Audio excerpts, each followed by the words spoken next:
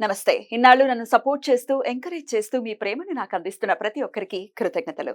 అలాగే ఈ వీడియో కూడా ఖచ్చితంగా మీకు ఉపయోగపడుతుంది. లైక్, షేర్ అండ్ సబ్స్క్రైబ్ చేసి మీ సపోర్ట్‌ని నాకు అందించండి. అలాగే ఈ వీడియో పట్ల మీకున్న అభిప్రాయాన్ని కామెంట్ సెక్షన్‌లో కామెంట్ చేసి తెలియజేయండి. ఇప్పుడు వీడియోని చూద్దాం. నమస్తే. Welcome to our channel. నేను పద్మిని. ప్రస్తుతం మనతో పాటు ప్రముఖ ఆధ్యాత్మికవేత్త, ఆస్ట్రోన్యూమరాలజిస్ట్, వేదిక్ వాస్తు స్పెషలిస్ట్, శ్రీ విద్య మరియు హనుమత్ ఉపాసకులు బ్రహ్మశ్రీ సిస్లా జయశంకర్ గారు మనతో పాటు ఉన్నారు. మాట్లాడదాం. సార్ నమస్తే సార్. అమ్మ ఆయుష్మతి భవ. సార్, నక్షత్రాల గురించి చాలా సవివరంగా తెలియజేస్తున్నారు. ఏ నక్షత్ర జాతకులు పాదాల వారీగా కూడా చెప్తున్నారు. ఏ ఏ పాదాల వాళ్ళు ఎలా ఉంటారు అనేది. ఇక భరణి నక్షత్రం ధరణిని వెళ్తారు అనే సామెత కూడా వింటూ ఉంటాం. భరణి నక్షత్ర జాతకులు ఎలా ఉంటారు అసలు? ఎట్లాంటి లైఫ్ లాంగ్ ఎట్లాంటి విధి విధానాలను వీళ్ళు పాటించుకోవాలంటే దైవారాధన విషయంలో ఎలాంటి దైవారాధన చేసుకుంటూ జీవితం ఎలా ఉంటుంది అనేది ఒకసారి మీ ద్వారా. తప్పకుండా అమ్మ. భరణి నక్షత్రం వాళ్ళు శుక్రుడు అధిపతి.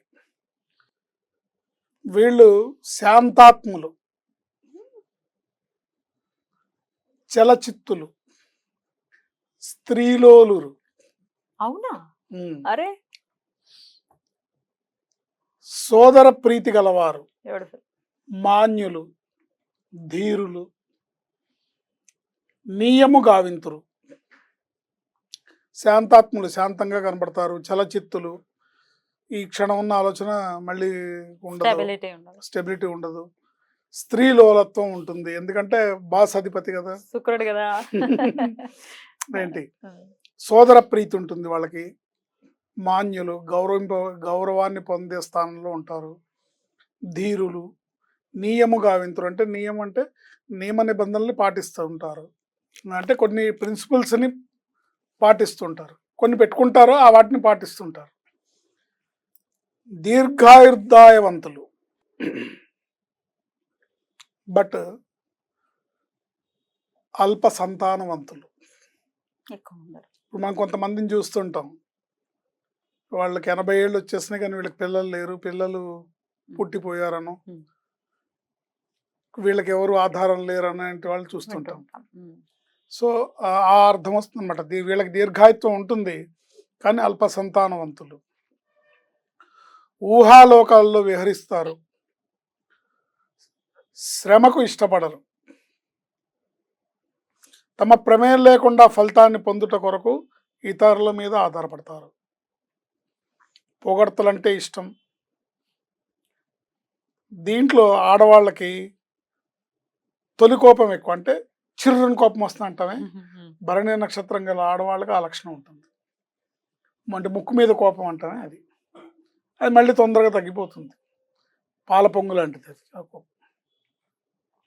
ప్రతి దాంట్లో తమ ఆధిక్యతను ప్రదర్శించాలన్న తాపత్రయం ఎక్కువ. ఇవి జనరల్గా భరణి నక్షత్రం వాళ్ళకు ఉండే లక్షణాలు. దీంట్లో 1వ పాదం వాళ్ళ లక్షణాలని మనం సపరేట్గా చూస్తే బలవంతులు, విచక్షణావంతులు, శత్రుజయముండును, తమ అభిమతానికి విరుద్ధంగా ఏది జరిగినా సహించలేరు, వేచి చూచే ధోరణి అవలంబించాలని అనుకుంటూనే తొందరపాటుతనాన్ని ప్రదర్శిస్తారు. తమ లోపాలు బహిర్గతం కావడానికి ఇష్టపడరు, కనబడకుండా సాధిస్తారు, అంటే నల్లిలాగా కుడతారు. రక్తం తాగడమే. అమ్మ బాబోయ్. ఇవి జనరల్గా 1వ పాదం వాళ్ళకు ఉంటాయి. 2వ పాదం వాళ్ళకి కీర్తివంతులు, మేధావులు, విషయాసక్తులు, ఉదారులు, అనవసర విషయాలకు సంబంధించిన తెలివితేటలు అధికం. అనవసరమైన విషయాలు తెలివితేటలు అధికం. అనవసరమైన విషయాలకి తెలివితేటలు అధికం. ఉపయోగపడవు. సినిమా నాలెడ్జ్, కలెక్షన్స్ నాలెడ్జ్ ఏంటి. వారు అనుకున్న కోరికలు నెరవేర్చుకున్నట్టుకు ఎటువంటి ప్రయత్నమైనా చేస్తారు.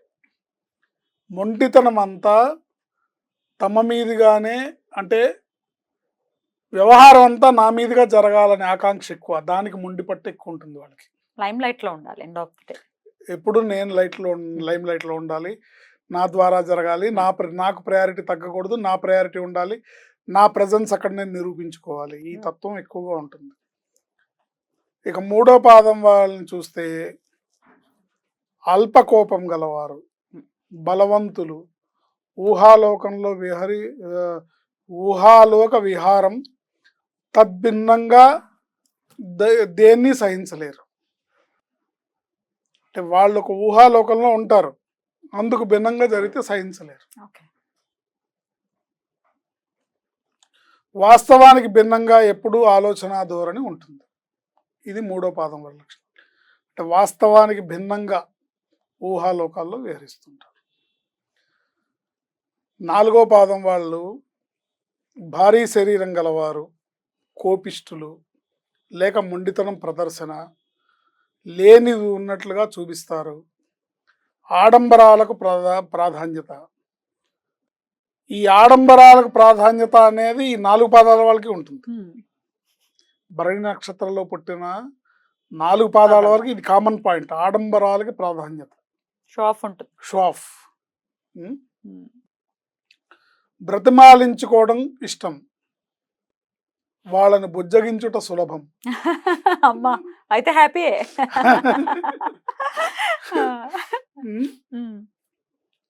ప్రదర్శనకే ప్రాముఖ్యం.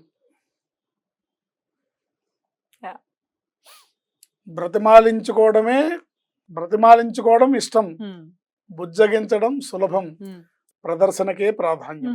పరుచూరు బ్రదర్స్ డైలాగ్ లానే ఉంది. ఓకే. సో ఇవి యథావత భరణి నక్షత్రం వారి లక్షణాలు. అయితే వీళ్ళు ఎట్లాంటి సార్, ఎట్లాంటి విషయాలు మార్చుకోవాల్సి ఉంటుంది, అలాగే ఏ దైవారాధనని ప్రత్యేకంగా చేయాల్సి ఉంటుంది సార్? వీళ్ళు మార్చుకోవాల్సిన విషయం ఏంటంటే, ఒకసారి జాతకం చూపించుకొని ఈ షో ఆఫ్ అనేదాన్ని, మొండితనం అనేదాన్ని, ఊహాల్లో విహరించడం అనేదాన్ని తగ్గించుకొని వాళ్ళు వాస్తవాన్ని గ్రహించి వాస్తవానికి దగ్గరగా వాళ్ళ ఆలోచనల్ని, అంటే నక్షత్ర లక్షణాలు లేకపోయినా ఆలోచనల్ని తీసుకొని వచ్చి వాళ్ళు వ్యవహార తీరు చేస్తే మీరు అన్నట్టుగా భరణి నక్షత్రం వాళ్ళు ధరణిని వెళ్తారు. సో డెఫినెట్ గా షో ఆఫ్స్ అనేవి డెఫినెట్ గా at one point of time తెలిసిపోతుంది కదా, వీళ్ళు షో ఆఫ్ చేస్తున్నారు పైన. అదే అందుకని దాంట్లో జాగ్రత్తగా కొంచెం కేర్ఫుల్ గా, అంటే మన బిహేవియర్ లో మనం అప్రమత్తంగా ఉండాలి. ఉన్నట్టయితే బాగుంటుంది. అలాగే ఏ దైవారాధన జీవితాంతం చేసుకోవాలి సార్? శ్రీ మహాలక్ష్మి. వీళ్ళు శ్రీ మహాలక్ష్మిని ఆరాధించినట్టయితే తప్పకుండా శ్రీం శ్రీయై నమః అనే మంత్రాన్ని జపించుకుంటూ శ్రీ మహాలక్ష్మిని ఆరాధిస్తూ, ముఖ్యంగా మగవాళ్ళు భార్యల్ని, ఆడవాళ్ళు భర్తల్ని మనసు నొప్పించకుండా ప్రేమగా చూసుకుంటే వీళ్ళకి సక్సెస్ బాగుంటుంది. అద్భుతం. అంటే ప్రాక్టికల్ గా చేసుకోవాల్సినటువంటి రెమెడీలు, అలాగే లక్ష్మీ అండి చాలా బ్యూటిఫుల్ గా ఎక్స్ప్లెయిన్ చేశారు. Thank you so very much. ఇక నెక్స్ట్ ఎపిసోడ్ లో కృతికా నక్షత్రం గురించి మాట్లాడుకుందాం. నమస్కారం అండి. వైష్ణతి.